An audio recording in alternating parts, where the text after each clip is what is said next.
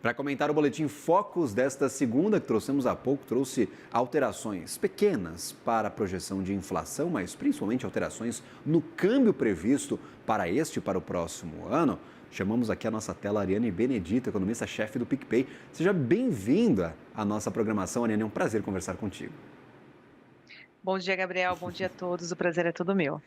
Diferença da semana passada, principalmente no câmbio. O que está fazendo com que o mercado revise durante tantas semanas seguidas esse câmbio para baixo, Ariane? A gente estava lá na casa dos seis e tantos, agora já estamos mais próximos dos 5,40. Exatamente, Gabriel. Acho que o principal movimento que está fazendo as projeções serem revisadas é o movimento de queda do dólar lá fora, né, frente às principais moedas, o que acaba repassando aqui para a gente. Quando a gente exclui esse efeito internacional e a gente busca vetores domésticos ali para manter o real apreciado, a gente vê que a gente tem poucos movimentos ali que mantêm, que sustentam essa agora valorização do real, né? Então, vamos colocar na conta aí que 80% desse movimento de dólar, né, mais fraco frente ao real, vem do movimento global, principalmente. Com essa questão do shutdown, a questão do fiscal dos Estados Unidos, até mesmo antes da paralisação, já vinha derrubando, e as questões tarifárias também, as tramitações do Trump têm deixado o dólar mais sensível frente às moedas fortes. Também uma política monetária dissidente, né, a Europa, entre outras economias também desenvolvidas, mantendo a sua taxa de juros enquanto os Estados Unidos corta, a gente vê esses países buscando proteção em outros ativos, o que torna também o dólar mais baixo, né, nessa corrida aí das moedas fortes. E isso tem beneficiado os emergentes e como a gente tem basicamente os vetores domésticos estáveis, a gente consegue manter essa apreciação e por conta disso acaba mexendo nas projeções. Tá quase que impossível segurar qualquer tipo de porcentagem de risco para ter um caminho diferente para câmbio nesse momento. E este shutdown é apenas uma formalidade americana, nada muda. Você fala que tem efeito sobre dólar. Como é que você está vendo estes 6 dias que já temos até agora de paralisação? Parece que nada vai sair do lugar neste curto prazo. É. A questão do tempo, ela é primordial, né, quando a gente vai fazer o balizamento de risco, né, Gabriel? Porque quanto mais tempo a gente tiver, dessa paralisação, mais tempo sem dados econômicos para compor as expectativas, e isso acaba mexendo com o dólar. Então acho que quanto mais tempo a gente tiver sem, ter os termômetros ali da economia, para sentir de fato qual é o caminho da economia americana num momento tão delicado, o dólar vai continuar perdendo força. Acredito também que devido ao caminho ali que o Fed, agora precisa tomar, mas depende dos dados para firmar esse caminho então, que será a política monetária, também deve trazer um movimento de baixa para o dólar no curto prazo. A gente tem algumas posições ali que podem amenizar um pouco esse movimento de queda, mas elas devem ser bem pontuais. Ou seja, né, não só o mercado, mas, acho que o consenso é que o caminho do dólar agora é um caminho mais baixo. Ainda há discussão se é estrutural ou ainda está na conjuntura apenas, né, um movimento conjuntural, mas dado o tempo que esse dólar ele vem, permanecendo em patamares mais baixos, também acaba mudando um pouco a estrutura de precificação do valor da moeda a mercado. Isso tem culpa, por exemplo, na queda recente das projeções de inflação. Você vê uma queda estrutural dessas projeções de inflação, por exemplo, é política monetária fazendo efeito, economia desacelerando, ou é só questão de volatilidade da moeda? O dólar está fraco, muita coisa no Brasil indexada a preços internacionais, acaba caindo a inflação também. E se este segundo caso for o que realmente nós temos posto para a economia brasileira, aí eu vejo muitos riscos, porque pode, sei lá, o dólar disparar e aí a gente volta a discutir como é que vai ficar a inflação, quanto que é necessário de juros para manter esses preços dentro de controle.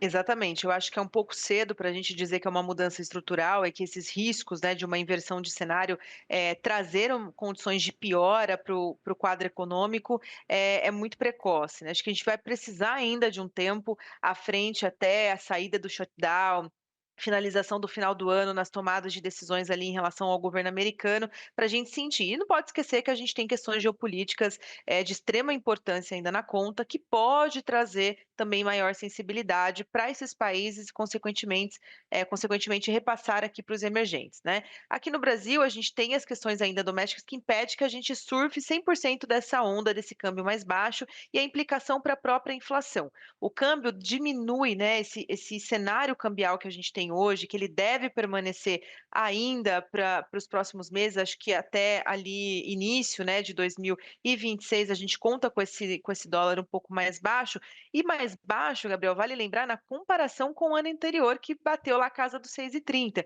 porque o 5,45, que é o final que o Focus trouxe hoje, que também é a projeção aqui da casa, a gente ainda não está falando de um dólar extremamente baixo, né? Mas de qualquer forma contribui sim com uma inflação também mais baixa, porque a gente acaba importando menos essa inflação e ajuda no todo. O problema da inflação agora continua sendo a parcela doméstica, na qual o Banco Central tem maior domínio, que é o núcleo subjacentes ali de serviços, né? Mas a composição está vindo melhor exatamente por essa descompressão de repasse de inflação importada vindo de câmbio. Você ainda vê desaquecimento dessa economia para os próximos meses? Como é que estão as projeções de vocês? O Foco está dando 1,8 de crescimento para a economia no ano que vem, o que está bem aquém dos nossos desejos, já que o Brasil está crescendo 3% até no passado. Olha, minha opinião é que 1,8 ou 1,7, como é a nossa projeção aqui, é um bom crescimento para a medida de política monetária que a gente tem hoje, né? Esse patamar ali dos 15, a gente vai estar pegando o ano que vem até o final ainda em torno de 14, né? 13,75, 14, que é essa defasagem da política monetária. Esse vai ser o efeito para o ano que vem. A gente ainda cresce bem para patamares de juros como esse, né? Não tem como apostar numa atividade mais aquecida se não houver, né, nenhum estímulo advindo de outras políticas, se tudo constante até o final de 2026, eu acho um bom crescimento, que a gente deve comemorar esse crescimento, porque o efeito da política monetária, ele deveria até mesmo ser um pouco mais, né, agressivo ali para o arrefecimento dessa atividade.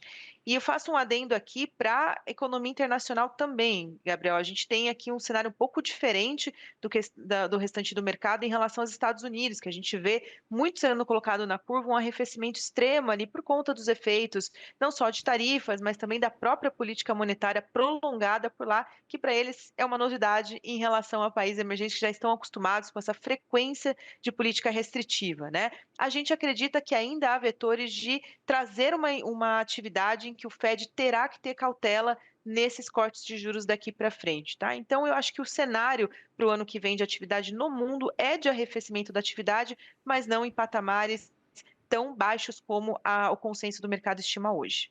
Por exemplo, você fala sobre incentivos fiscais. Talvez no ano que vem a gente tenha mais espaço para isso, já que o governo está conseguindo ganhar algumas disputas, emplacar algumas pautas de grande relevância. É o caso, por exemplo, da tributação do IOF, com uma decisão judicial que permitiu a cobrança do imposto em parte das operações financeiras brasileiras. Parece que está bem encaminhada também a aprovação da MP para tarifar fundos de investimento.